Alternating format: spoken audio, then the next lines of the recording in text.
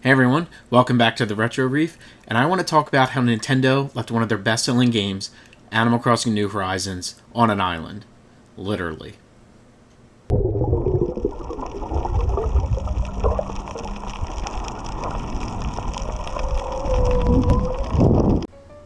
As I go and talk about Animal Crossing here, the islands you see in the background are actually my wife's and our good friend's islands.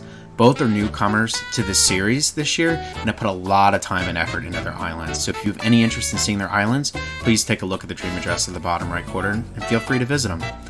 That said, you can see that they have put a lot of time into their islands, as have I. And this game has expanded far surpassed any other previous Animal Crossing games before. Animal Crossing New Horizons, releasing March 20th of 2020, has sold almost 40 million copies. It actually probably has, because the latest numbers I have are 39.38 million as of June.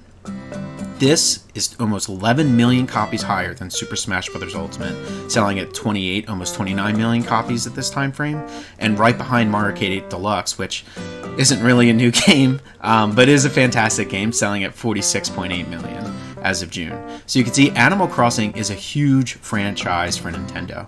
And I know what you're going to say. What do you mean this game has been left on an island? This game is huge, and you are right, and I absolutely love this game. But I want to take a step back. For anyone who isn't new to the series, isn't a reoccurring Animal Crossing player, knows that a lot of the updates that they had were actually putting items back in that were in previous entries to the series.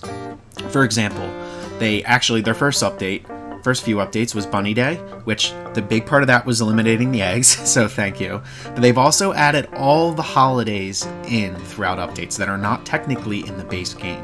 So if you were to pick up the game and not update it, day one, you're going to be missing so many features. So I kind of want to go through all the updates real quick here and just tell you what was not originally in the base game. The first one, like I said, Bunny Day. Next is Leaf and the Traveling Merchant, who I believe started selling bushes at that time, so you would lose that feature. Red, I believe with the museum expansion, I think that was specifically the art if I remember correctly.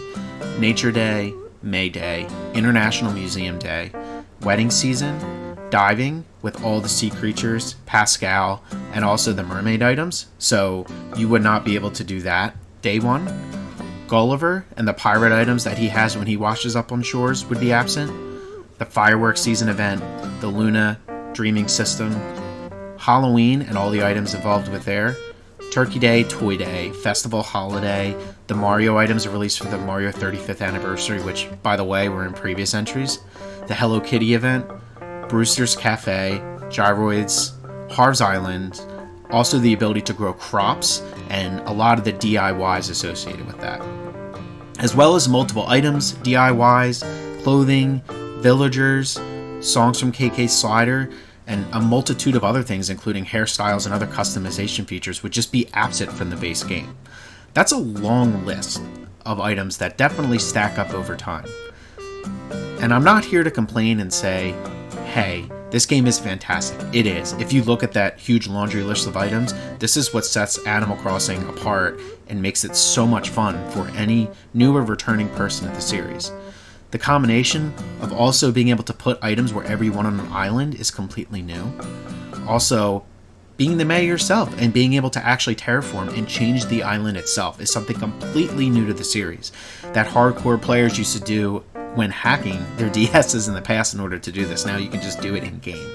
This game has taken leaps and strides to really sell so many copies and become such a beloved and important franchise in Nintendo's library. That said, like I said, a lot of these features would be missed if you just had the base game and didn't update it. On top of that, a lot of these items and updates are specifically weren't in previous games at base release.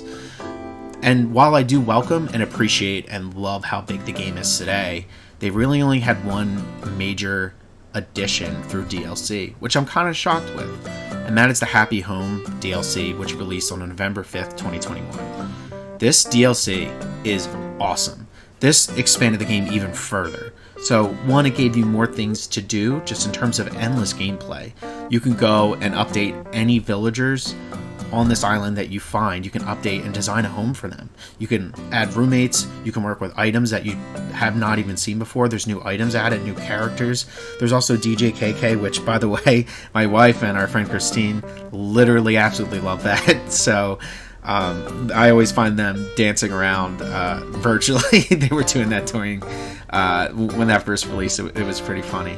But it's a great expansion pack, and then the ability to take that to your home island and design their houses is even crazier. It's just a huge welcome addition. But what shocks me is that Animal Crossing hasn't had more DLC. Think about it. A lot of people, whether you like the Expansion Pass Plus or not, have it. And people who pay for that Expansion Pass Plus got this DLC free. So I'm curious to see how much revenue Nintendo really took in from this DLC, from the Happy Home, because people are already paying it in the subscription service. So I'm just a little surprised. I thought they would have done more with it. And I think it was kind of left on an island, because I'm looking at Mario Kart 8 Deluxe, it's not even a new game, just get new tracks packs out of new track packs. They're still currently doing that. Super Smash had a very, very long life of updates. I know that game is a little different, and you can only, I would say, do so much. You can only add so many characters and maps, and it's a huge game in itself, but even that has gotten, I would say, a little better treatment in terms of just new items, in my opinion. And then also The Legend of Zelda Breath of the Wild. Yes, there is Tears of the Kingdom coming, but Breath of the Wild had DLC added. Granted, it started in small some areas and is larger, but I'm just shocked that Animal Crossing just hasn't gotten that second large DLC. Because if you take a look, people who love these series, look at Pokemon, for example. That DLC sold the Crown Tundra and the Isle of Armor extremely well, and I don't see why an Animal Crossing New Horizons second DLC wouldn't sell as well. But that brings up the next question: what do they do? And here is me just casually talking about the game. I have no idea what they could do, because a lot of my ideas that I originally would have liked are already in the game. Whether it was introduced in New Horizon, previous entries, or through DLC and expanded on. The game is just awesome. I do have nitpick things, like I do wish there was more dialogue across villagers. I do wish that you had a little more customization options, which I know is laughable because this game expands customization as any previous Animal Crossing games in the series. So they're more of just wants and wishes, because I love this game, and I know that hardcore Animal Crossing players love this game in this series too, and they want to see it just continue to grow, expand, and sell more copies. And I don't see why Nintendo doesn't try to push it maybe a little further, because this is a staple and will forever be cemented in probably the top 5 selling games as you go through each console generation with each new Animal Crossing released within that console. It's gonna sell, and people love it.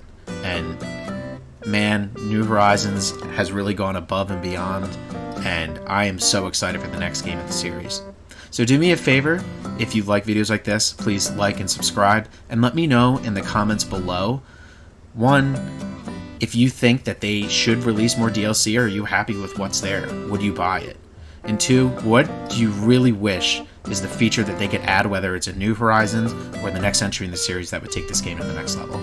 Thanks for listening as always, guys. I'll see you in the next video. Later.